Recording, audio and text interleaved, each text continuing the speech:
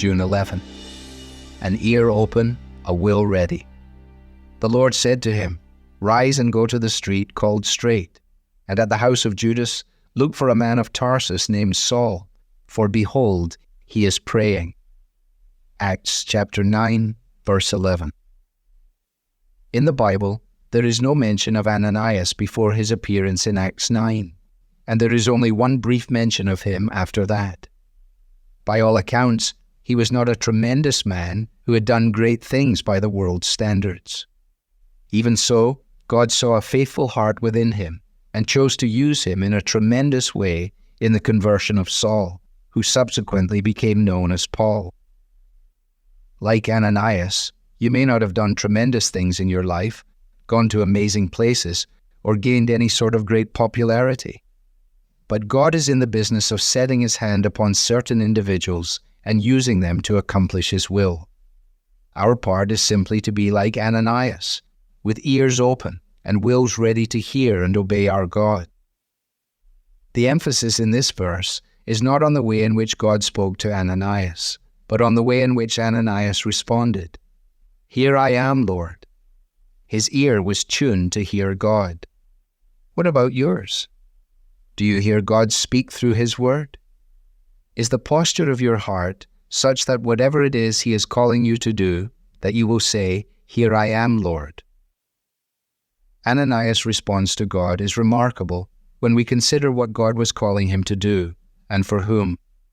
He had heard from many about this man, Saul, how much evil he has done to your saints at Jerusalem, and he knew that in Damascus Saul had authority to bind all who call on your name.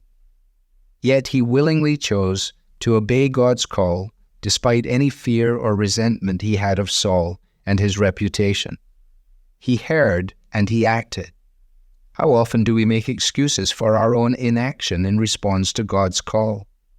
How often do we hide behind our fear or live with excessive caution, forgetting that God gave us a spirit, not of fear, but of power and love and self-control? Ananias displayed this powerful spirit through his obedience. Our culture values big names, big accomplishments, and big ratings. God does not have the same preoccupations. Ananias had no great name or huge fanfare.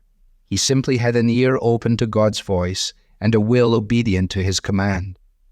This resulted in a life sacrificed for usefulness in God's service. And on this day, it meant that he was the first to tangibly extend God's love and grace to Saul, as he reached out and called him brother.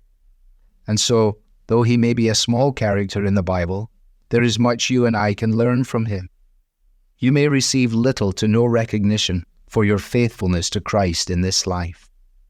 You may take risks and make sacrifices in service to him and feel that not much changes and no one notices.